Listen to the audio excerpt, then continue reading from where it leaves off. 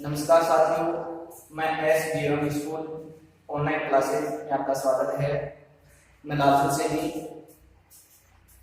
मैं कक्षा 10 का चैप्टर नंबर 5 कक्षा 10 का चैप्टर नंबर 5 जो है समांतर श्रेणी। समांतर श्रेणी ये माध्यमिक शिक्षा बोर्ड में कभी 3 अंक का आता है, कभी 4 अंक का। क्वेश्चन आते हैं इसमें 2, जो एक क्वेश्चन होता है 1 प्रश्न 1 अंक का, एक प्रश्न होता है 1 प्रश्न 2 अंक का।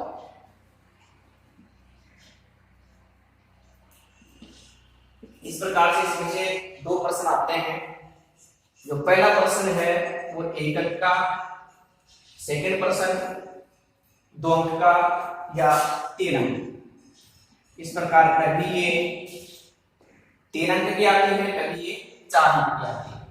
आज हम समांतर श्रेणी के बारे में पढ़ेंगे। समांतर श्रेणी 2 शब्दों से मिलकर बनी है। पहला है समांतर, दूसरा है श्रेणी।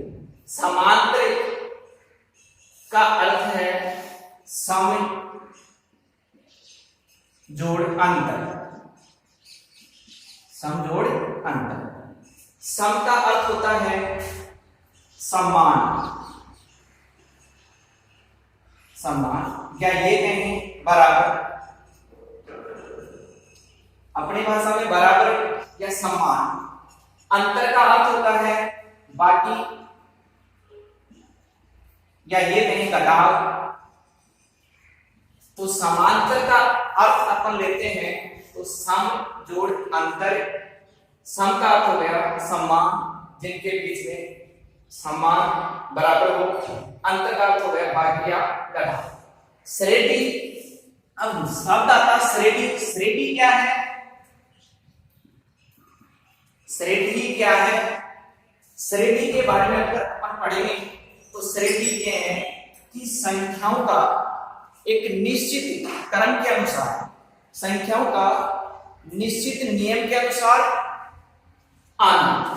श्रेणी का अर्थ हो गया संख्याओं का निश्चित नियम के द्वारा आना।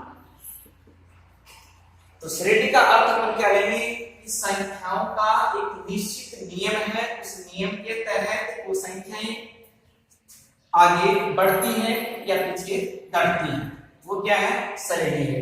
अब श्रेणी, इसके बाद में अपन लेंगे समांतर श्रेणी का अर्थ। समांतर श्रेणी का अर्थ,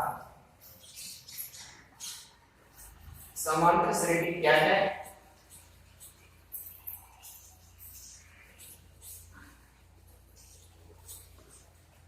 अब लेंगे समांतर श्रेणी का अर्थ। दूसरा पॉइंट है समांतर श्रेणी का अर्थ। देखो साथियों, मैंने पहले ही बता दिया कि समांतर समान अंतर के द्वारा, श्रेणी एक निश्चित नियम के द्वारा संख्याओं का आना समांतर श्रेणी है। तो इस समांतर श्रेणी का अर्थ एक समान, एक समान नियम के द्वारा, एक समान नियम के द्वारा संख्याओं का बढ़ना या घटना समांतर श्रेणी कहलाता है। देखो साथियों, समांतर श्रेणी का अर्थ एक समान का अर्थ है कि उन संख्याओं के बीच में, सभी के बीच में एक ही समान अंतर होना चाहिए। तो एक समान नियम के द्वारा संख्याओं का बढ़ने का मतलब उत्तरोत्तर आगे बढ़ती होना, या घटना या घटाव के द्वारा समांतर श्रेणी कहलाता है। तो इस नियम के द्वारा जो संख्या आएंगी वो सारी की सारी क्या कहलाएंगी, समांतर श्रेणी में आएंगी। इसके बाद में आता है, जैसे अपन उदाहरण लेते हैं समांतर श्रेणी कैसे बनती है। जैसे 2 4 6 8 इस प्रकार से। अब ये एक समांतर श्रेणी में है, इसमें अगर अपन देखेंगे 2 4 6 8 ये आगे उत्तरोत्तर इसी प्रकार से बढ़ते चलिए जाएंगे। इन दोनों संख्याओं में जो ये पहला पद आ रहा है इसको बोलेंगे अपन प्रथम पद, और प्रथम पद को अपन एक के द्वारा व्यक्त करते हैं। ये श्रेणी का क्या हो जाएगा, पहला पद हो जाएगा, और ये जो है ये दूसरा पद हो जाएगा, दूसरा पद। और इस दूसरे पद को अपन A2 से, इससे A2 से व्यक्त करेंगे। अब अपन इसको चेक करेंगे कि 2 4 6 8 ये समांतर श्रेणी में है या नहीं है। इसके लिए अपन क्या करेंगे, श्रेणी का ये पहला पद हो गया, ये दूसरा पद हो गया, ये जो है ये हो जाएगा श्रेणी का तीसरा पद, और तीसरे पद को अपन A3 से व्यक्त करेंगे। इस प्रकार अपन श्रेणी के पदों को A1 A2 A3 A4 इस प्रकार से इनको व्यक्त करते चले जाएंगे।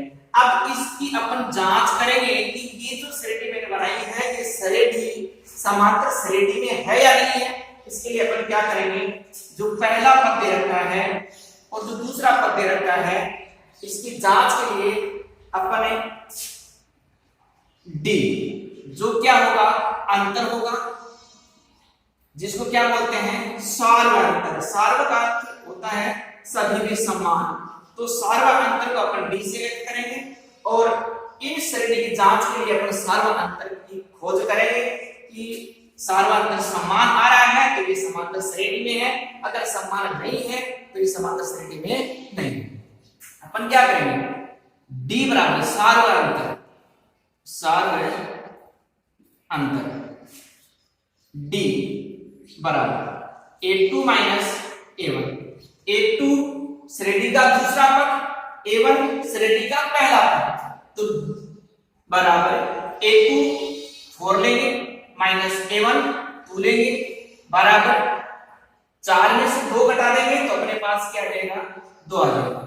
इसी प्रकार अपन क्या करेंगे, एक ही पद का अंतर ज्ञात किया, अगले पद का और अंतर ज्ञात करेंगे तब अपने को पता चलेगा कि ये समांतर श्रेणी में है या नहीं है।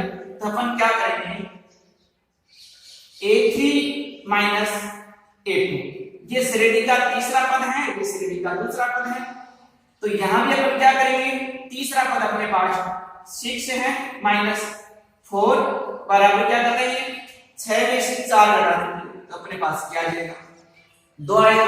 अब यहां देखते हैं ये भी 2 आया, प्रथम दूसरे पद में पहला घटाने पर भी 2 आया, तीसरे में से दूसरा घटाने पर भी 2 आया है। इसका मतलब अपनी जो श्रेणी है AP, श्रेणी को AP से भी पढ़ते हैं, तो अपनी जो श्रेणी है 2 4 6 2 4 6 8 उत्तरोत्तर बढ़ रही है, तो यहां पर तो ये श्रेणी बनी है वो क्या है, समांतर श्रेणी में है, समांतर श्रेणी में है। इस प्रकार अपन श्रेणी का पता लगा लेंगे कि ये समांतर श्रेणी में है या नहीं है। इसके बाद में एक अन्य श्रेणी और लेते हैं अपन, जो जांच करेंगे उसकी भी कि ये समांतर श्रेणी में है या नहीं है। तो अन्य श्रेणी और लेते हैं,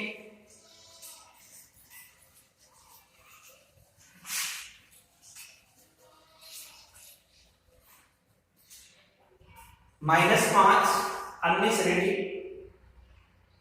-5 -1 ये दे रखे हैं 3 7। जांच कीजिए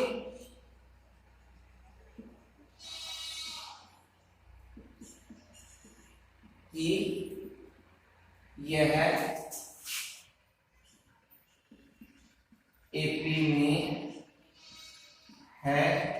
या नहीं।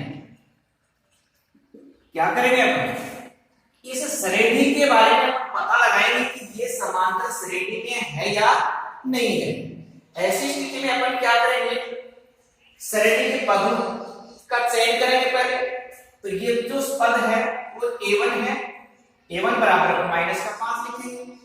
ये a2 है बराबर हो जाएगा माइनस का 1। फिर ये है a3 है बराबर 3 हो जाएगा। a4 है वो बराबर 7 हो जाएगा। अब अपन जांच करेंगे कि ये श्रेणी में है या नहीं है। इसके लिए अपन क्या करेंगे, सार्वधातुक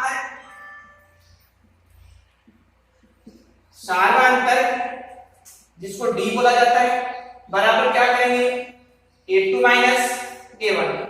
देख लेंगे a2 में a1 घटा करके देखेंगे क्या क्या प्राप्त होता है। माइनस का 1 फिर माइनस ब्रैकेट माइनस का 5 और जांच करेंगे कि कितना आ रहा है।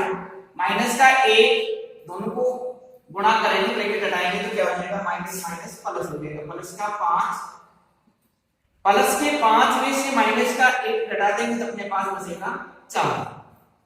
फिर जांच करेंगे डी बराबर a3 माइनस a2। तो देखेंगे क्या आता है, a3 अपने पास है 3 माइनस a2 है माइनस का 1 बराबर 3 माइनस माइनस प्लस 1 और बराबर 4। देखिए प्रथम पद दूसरे पद में से पहला पद घटाने पर नीचे आ रहा है, तीसरे पद में से दूसरा घटाने पर नीचे आ रहा है। इसलिए अपनी जो श्रेणी है वो समांतर श्रेणी है। तो इस प्रकार अपने श्रेणी का पता लगाने कि ये समांतर श्रेणी में है या नहीं है। अगर इसके बाद में अगर अगला यही श्रेणी दे रखी है, इसमें कितने पद हैं, 4 पद हैं। अगला ये इसका 5वां पद क्या कीजिए, श्रेणी अपने पास दे रखी है a अपने पास है माइनस का 5 माइनस का 1 3 7 आगे। अब ये कहें कि इस श्रेणी का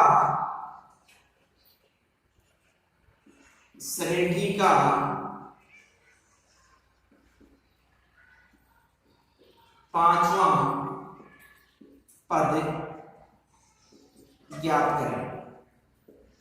ऐसी स्थिति में क्या करेंगे, अपने पास चौथा पद दे रखा, देखो a1 बराबर दे रखा माइनस का 5, a2 बराबर दे रखा माइनस का 1, a3 बराबर दे रखा है 3, a4 बराबर दे रखा है 7 और a5 आपको ज्ञात करना है। आप क्या करेंगे, सबसे पहले सार्वधातुक डी ज्ञात कर लेंगे। तो d बराबर हो जाएगा, अब ये अपन ने ज्ञात किया था d बराबर हमने ज्ञात किया था a2 माइनस a1 बराबर माइनस का 5 माइनस का 1 और माइनस माइनस का 5 बराबर माइनस का 1 और प्लस का 5 बराबर 4। डी आ गया। डी आने के बाद में आपको क्या करना है, अगला पद ज्ञात करना है। कौन सा 5वां पद, तो a5 बराबर चौथे पद में सार्वा अंतर का यदि अपन योग कर देंगे तो हमारे पास 5वां पद हो जाएगा। तो a4 प्लस d बराबर a4 आपके पास कितना है, हमारे पास 7 है प्लस d अपने पास 4 आया है बराबर 7 और 4 11। तो ये श्रेणी का कौन सा पद हो जाएगा, अगला पद आ जाएगा यहाँ पे 11। ये 11वां पद 11 है वो श्रेणी का 5वां पद होगा।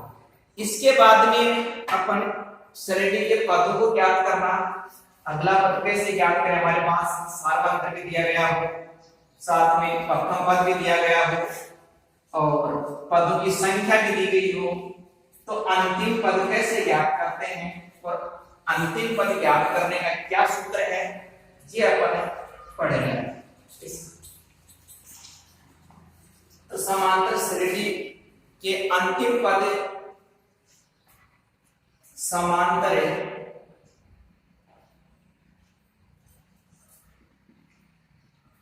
श्रेणी का अंतिम पद, या ये कहें इसको व्यापक पद, व्यापक पद। ज्ञात करने का सूत्र क्या है? वो है a प्लस n माइनस 1 गुणा डी। अंतिम पद इसको अपन a n से व्यक्त करते हैं, तो ये हो जाएगा a n बराबर है a प्लस n माइनस 1 गुणा डी। ये क्या है? श्रेणी का अंतिम पद ज्ञात करने का सूत्र है। यहां पर अपन ये देखेंगे कि a n क्या है? a n बराबर होगा अंतिम पद, अंतिम पद, इसके बाद में a बराबर होगा प्रथम पद, प्रथम पद, n बराबर होगा पदों की संख्या,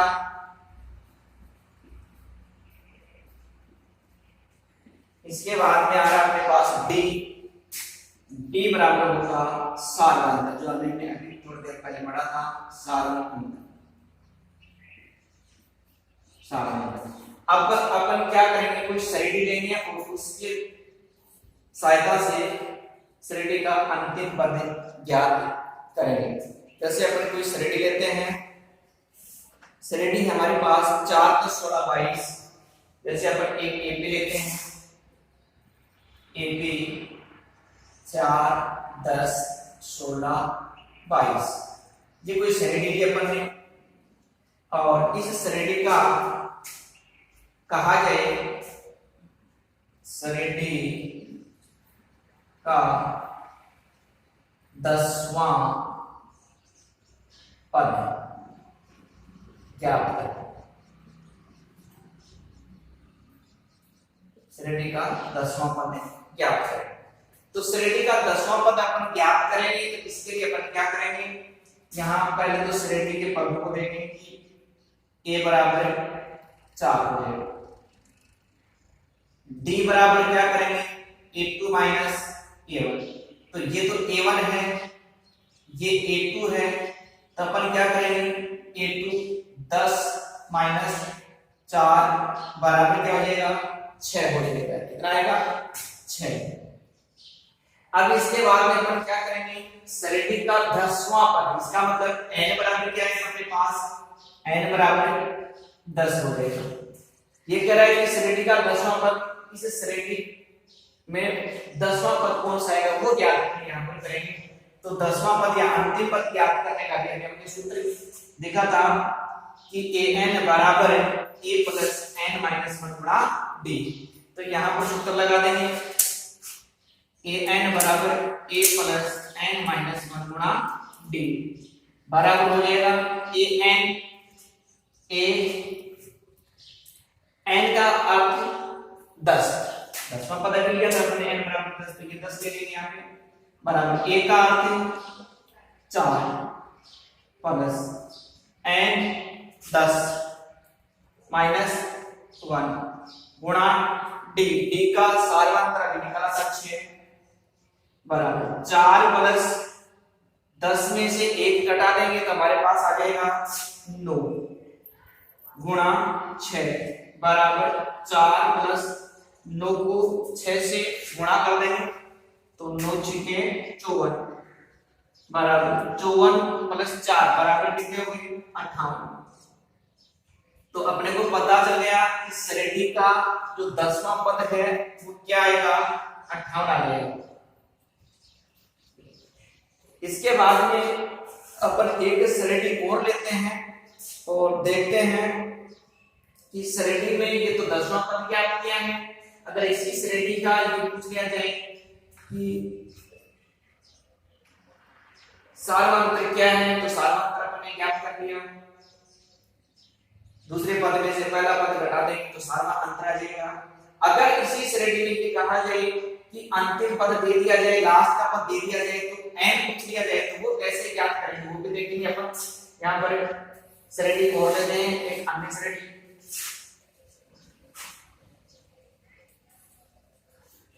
जैसे कुछ सवाल दे दिया गया, यदि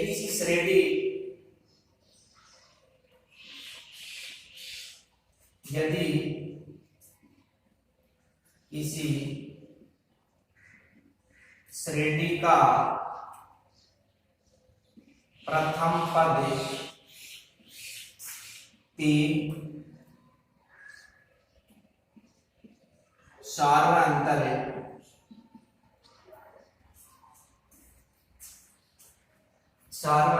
6 तथा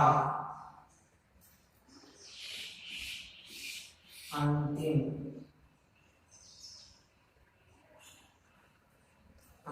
पद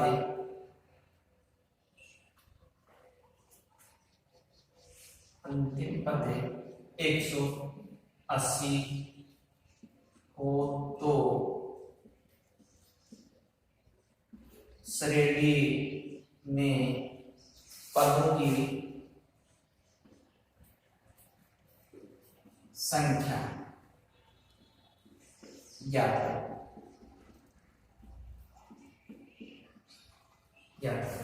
तो अपन क्या करेंगे, इस श्रेणी में प्रथम पद इसको हल करेंगे तो अपने पास आ जाएगा a बराबर 3, b बराबर 6 और अंतिम पद an, इसको बोलते हैं an बराबर 180।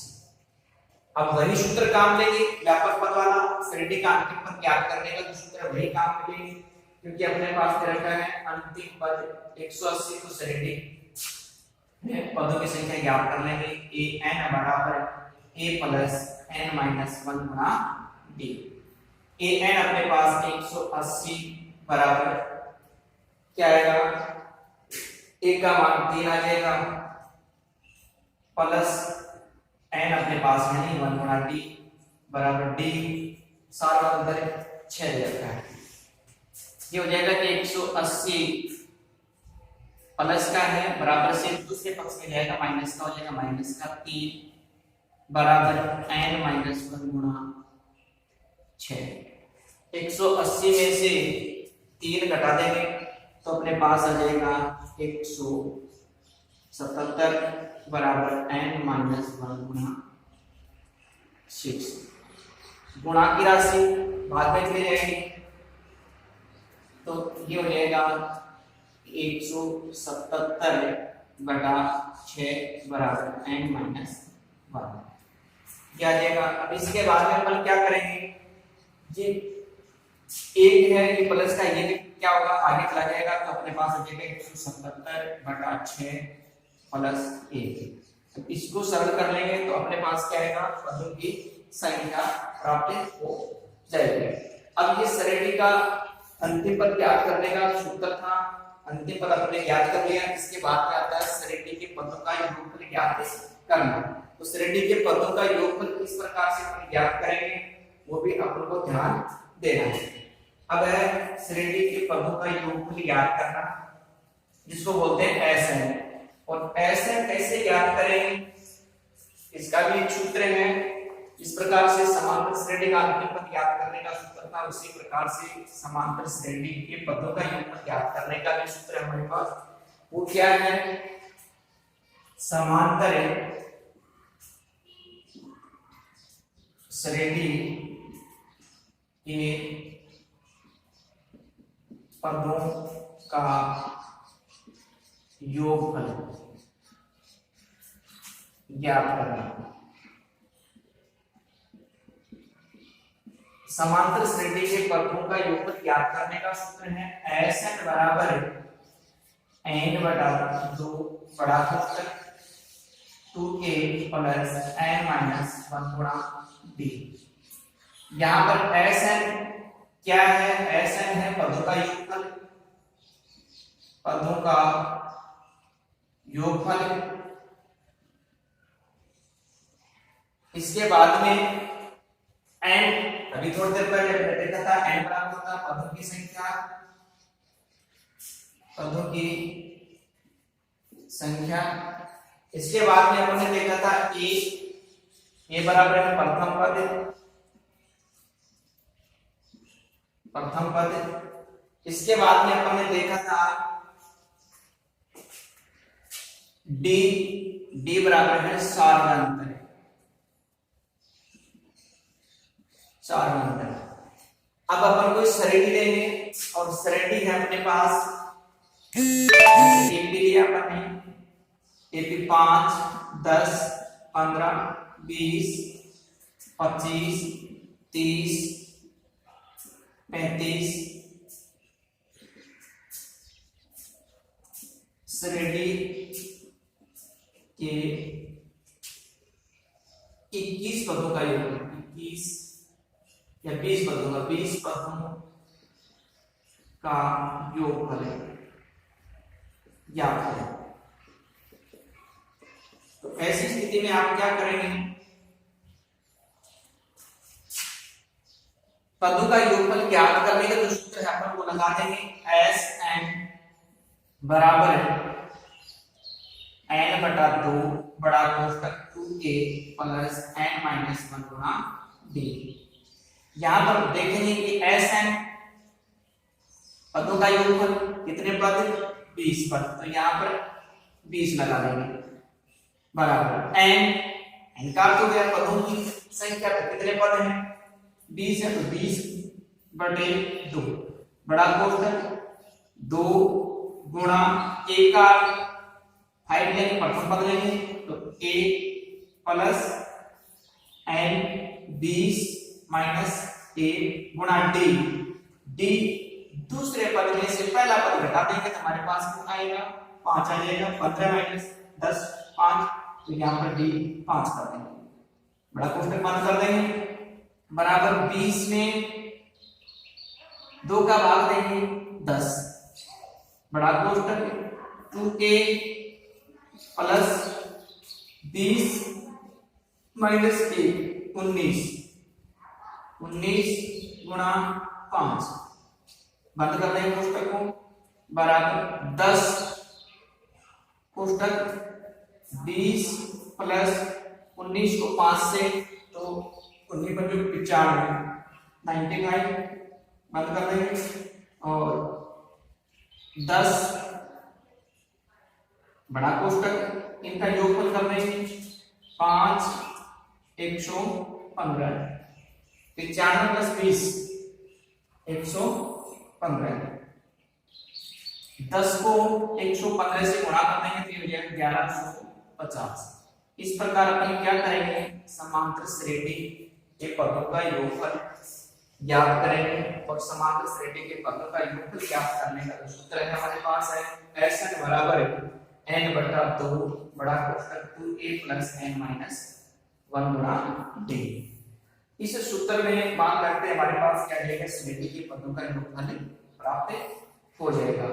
तो साथ इस प्रकार हमने देखा समांतर श्रेणी के पदों को कैसे ज्ञात करते हैं, सार्वधातुक कैसे ज्ञात किया जाता है, पहला पद, दूसरा पद, तीसरा पद और श्रेणी के अंतिम पद ज्ञात करके अपने क्या किया, समांतर श्रेणी के पदों का योगफल भी ज्ञात करना सीख लिया है। ठीक है सर।